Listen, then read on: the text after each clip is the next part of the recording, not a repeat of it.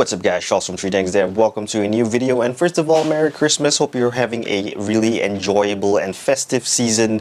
Today's Christmas in Singapore, but I got some time, so I'm doing this simple video tutorial on how to do a hyperlapse on the Hohem iSteady Pro 3.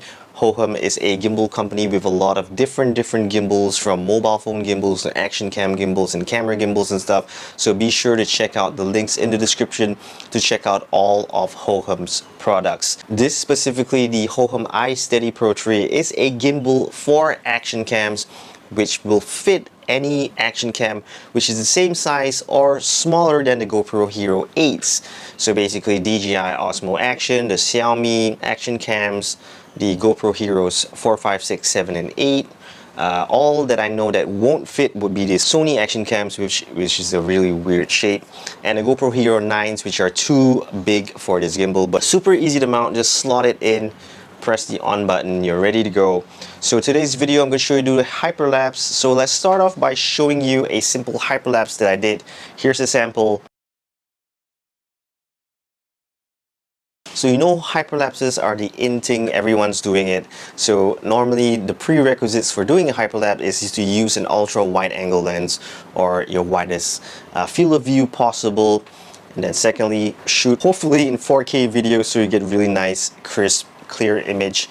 And thirdly is the good stabilization. There's a few ways of doing the hyperlapse, but this GoPro has a built-in hyperlapse feature called time warp. So first of all, I'm going to show you how to navigate to your time warp on your GoPro Hero 7. Here you go on screen and select 4K resolution, 30 frames per second.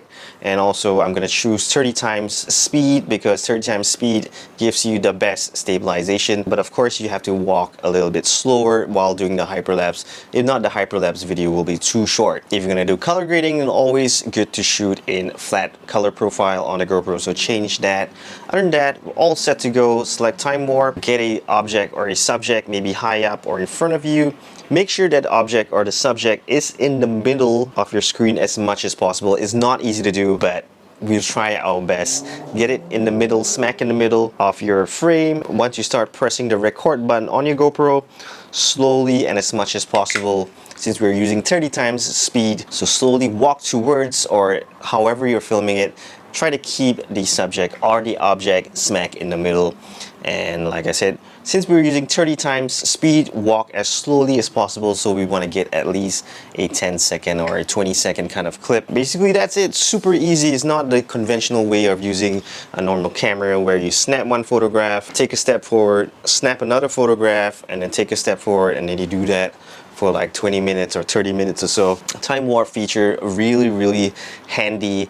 And with this Hohem iSteady Pro gimbal, super easy to hold, easy to maneuver, makes everything really simple. So here's a couple of other hyperlapses that I took just testing it out. It's not really easy to get your object or subject smack in the middle always, but as much as possible. So right now let's take those clips and put it in Final Cut Pro and show you how I did, or basically kind of corrected the video. So let's take a look right now. Alright guys, so take your hyperlapse video and put it onto your timeline and then zoom in. That's the first step. Second step is to delete any unwanted footage in your video. So at the front, I'm going to delete that, and at the back as well.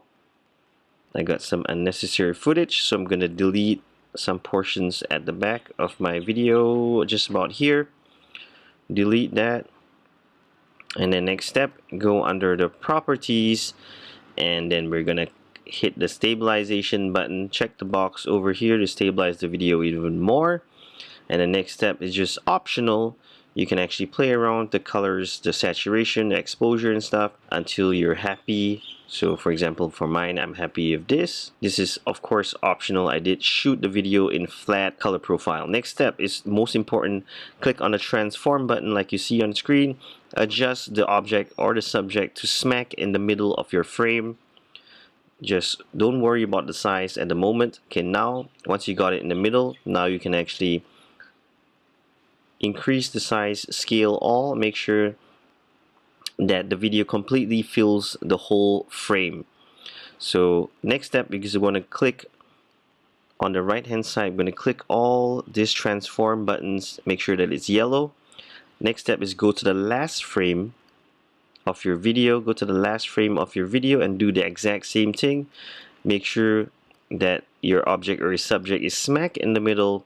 Once it's in the middle, play around with the scale until it completely fills the frame. You don't have to worry because we did shoot in 4K, so going up to about 170% will still be nice and clear, hence we used 4K video. Make the adjustments as much as possible, make sure that it's smack in the middle, and then we're done. Make sure that the whole video fills the screen. We don't want any black borders on the side or on the top. So anywhere along the way in your video, if you see that your object or your subject is not in the middle, you can make the adjustments there and it will automatically center the subject or the object in the video. So pretty cool Final Cut Pro feature there. Alright guys, so that was it. Hope you enjoyed this video on the Hohem iSteady Pro 3 with the GoPro Hero 7, or like I said, can work on any action cam which is the same size or smaller. Hope you enjoyed that video. Hope you have fun doing your hyperlapses, and I'll see you in the next one. Peace.